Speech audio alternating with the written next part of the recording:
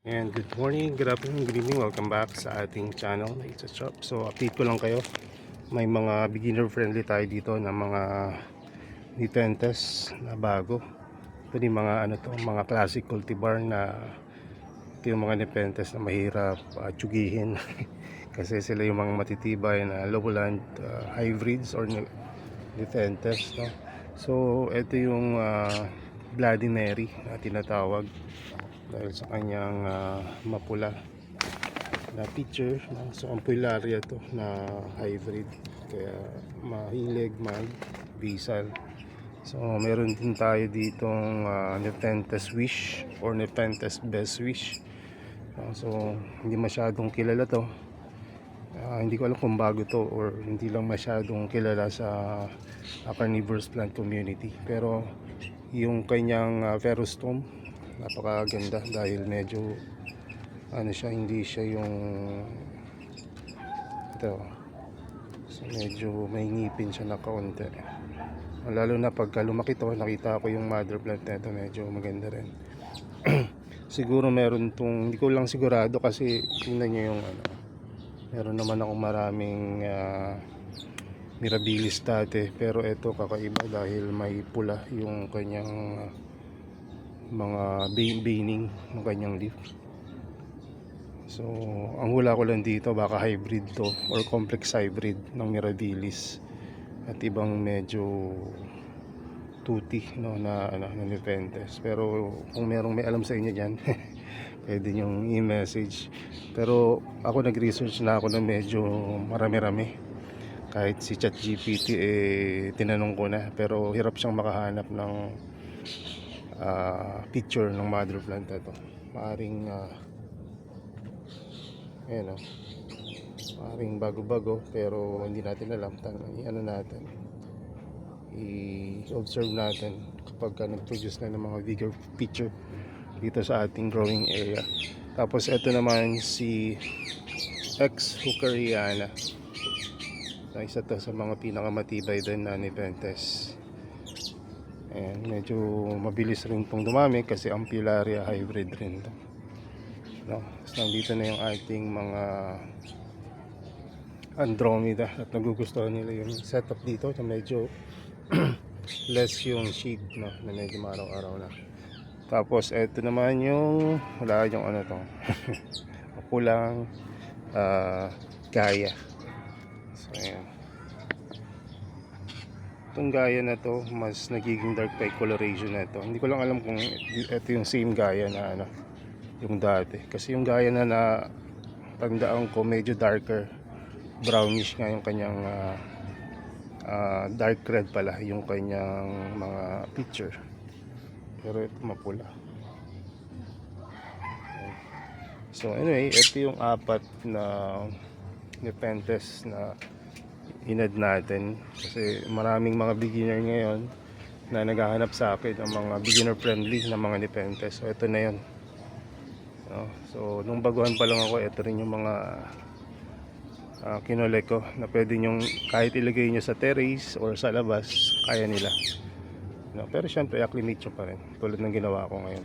So kahapon dito sila nakalagay, tapos ngayong araw na sabi ko, since bakasyon bukas o pahinga kami bukas, mas maganda kung dito ko na ilagay para ma-acclimate sila sa mas maliwanag na lugar. So ayan yung mga bago. Ay, hindi ko pa pala nalalagay itong tatlong tray ng sphagnum. So lalagay ko na yan dyan, pabalik ko mamaya. Tapos ito naman yung mga available nating mga Helianthera minor. Ayan, nabawasan na sila. Medyo nagmura kasi ngayon to. Dati napakamahal na ito. Ilang picture lang, 2 to 3 picture 1,500 na. Ngayon napakarami, 1,500 lang. Ayan, hindi lang picture kundi plantlets ang usapan ngayon. So habang marami pang may kumbaga plantlets dyan na available, multiple plants, kung gusto nyo mag-avail, this is the time. Pero kung gusto nyo maghintay, tingnan natin, no? Sana mas mapangganda pa natin siya. Inaabangan ko yung ganyang kulay, no? Pagka nag-cycle yan, gaganda niyan. Pero dito sa outdoor, hindi ko na may maintain yung ganong kulay lagi. Kasi may time na halimbawa maulan, ayan, medyo less yung nare-receive nilang sunlight, so yung kulay nila nagbabalik sa full green. Pero sa indoor na medyo humid at malamig, no? Halimbawa kung air condition yung room nyo at higher humidity yung growing tent nyo, so madaling alagaan yan. So may good news pala ako, yung mga kapalotos natin ay medyo nag-a-adapt na dito sa ating setup. Wala na ako nakikitang further decline sa kanilang picture, no? So hopefully magdire-diretso na yung kanilang growth, no? Para naman makakita tayo ng mga matured picture ng mga cephalotus. At kahapon pala may nabawas dito, kaya ibalik yung natin, dagdagan natin na galing dito sa mga wala pang toppings. Ayan. Tapos ito palang dito Porphyria venosa montana. So ayan yung kanilang progress. So hopefully yung naka-acquire ng montana ay okay pa rin yung kanyang Porphyria. So lagi ko lang itong tinatap watering para malagyan ng water yung picture nila. So ang mga Porphyria sa wild, so matibay sila sa mga yung magkaroon ng tubig, no, dun sa kanilang, kumbaga yun, kahit ma-overwater nyo sila, matibay sila since sila yung nasa mga bug setup sa wild. Tapos yung nakikita ko ring mga grower sa abroad, so naka-bug setup sila o matubig na setup. Kahit yung mga nasa Thailand or Malaysia ba yun, na mga kagrupo natin, nasa tubigan talaga yung mga nepenthes nila. So ako naman inaano ko pa, tinitimpla ko pa kasi hindi pa ako ganun kagaling sa mga Sarracenia. Kapag nakuha na natin ang kiliti nito, doon tayo magpapadating ng mga iba pang mga rare na mga Sarracenia. Tapos etong aking plaba, tuwa ako kasi nag-a-adapt na rin siya at wala ko nakikitang mga major decline.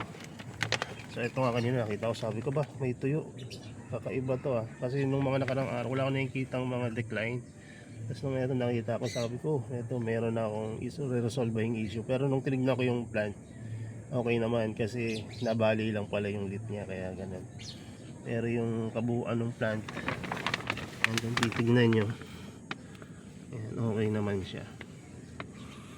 So may mga stress talaga ng repotting, kaya minsan kailangan nating obserbahan yung mga halaman natin. So all in all, okay yung ating plaba. So maninipis yung media yun sa ilalim, kaya inoobserbahan ko baka biglang matuyo. So ito naman yung venosa na alam ko mabilis ang lalaki ito kasi ito yung maraming mga matured feature.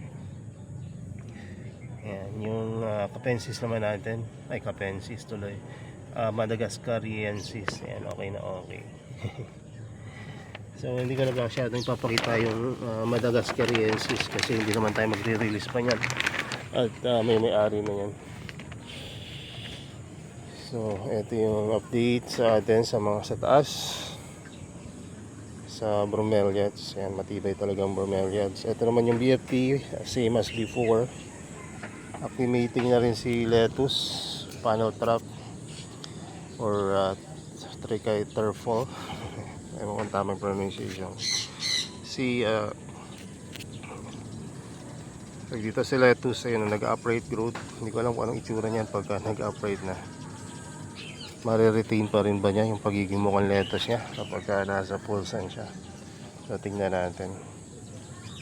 Mas maganda namang mapulsan talagang BFT kasi para mas matibay. So all green. Tapos yung pinakabago natin ay Seahawk. Medyo magaling yung nag-package, kaya close lahat ng traps. So wala tayong magagawa dyan.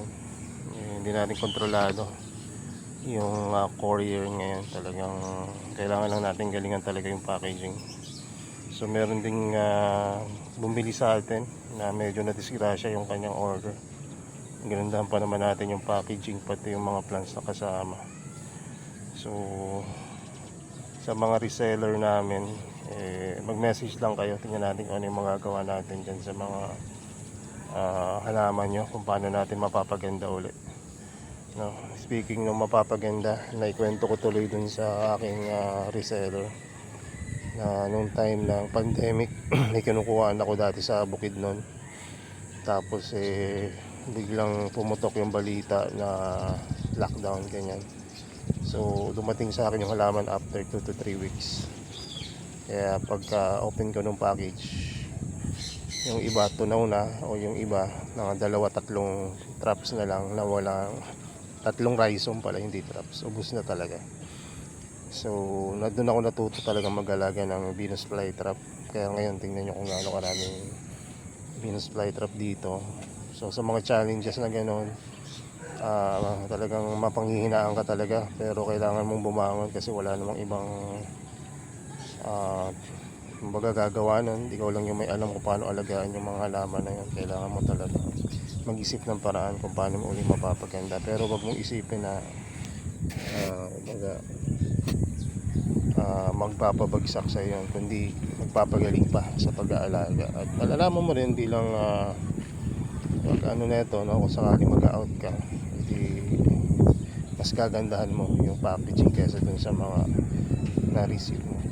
So ang ginawa ko naman, pinalitan ko yung mga namatay na mga plants, pero yung mga alam kong masusurvive pa, ayan. So hindi ko usually ginagawa yan, kaya lang talagang naawa talaga ako dun sa tao kasi nag-uumpisa rin siya tulad ko. So alam ko yung kanyang sitwasyon. So pero dun sa mga iba, I suggest dun sa mga malalayo naming mga buyer, huwag na kayong bumili ng mga tulad ng Sanju. Medyo mahirap yan isip unless marunong kayong mag-repot. Birot natin ipapadala, buka yan makakarating sa inyo. Pero kung potted, medyo mahirap dahil yung media umaasim o nagiging masyadong acidic yan sa biyahe, kaya nakakatunaw ng halaman. Ang BFT kayang mag-tolerate, pero mas maganda na dito na naka-birot dyan. Kasi pag birot, pwede mong i-control yung moisture doon sa media, kasi wala na mga media. So ang lalagay mo lang doon ay tissue or konting sphagnum.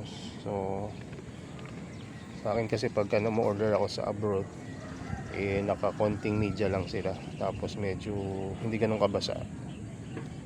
So kaya ayun, no, kahit na dumarating dito minsan na hindi ganun ka-perfect tulad itong mula dito hanggang doon sa dulo, ayan, napupulsan agad namin.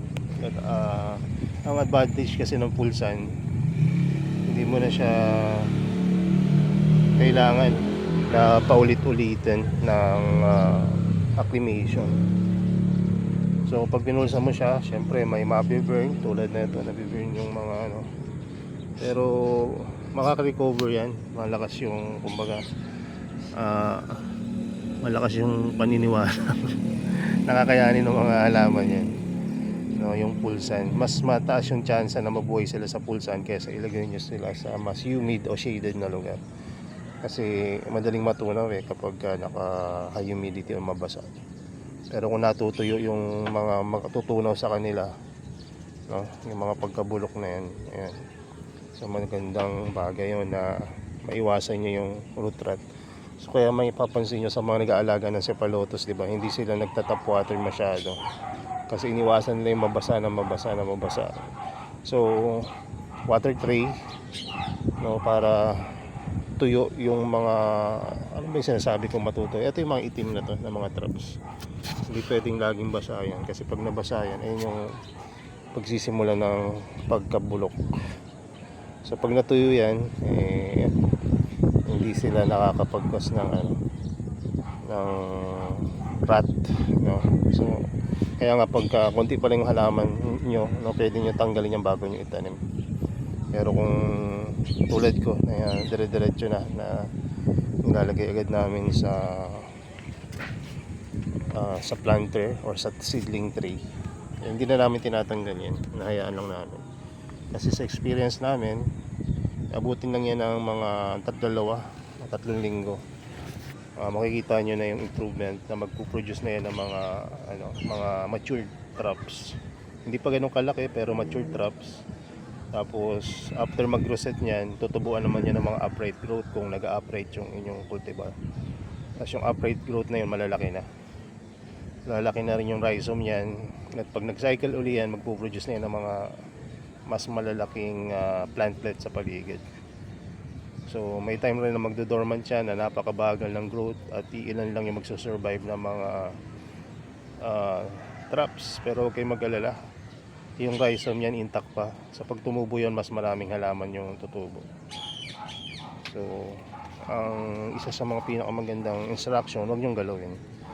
Dun sa mga nagtatanong sa akin sa indoor, wala talaga akong setup sa indoor eh. Ayun nga na marami talagang nag-i-indoor, parang gusto ko na rin mag-indoor. Kasi hindi dahil gusto kong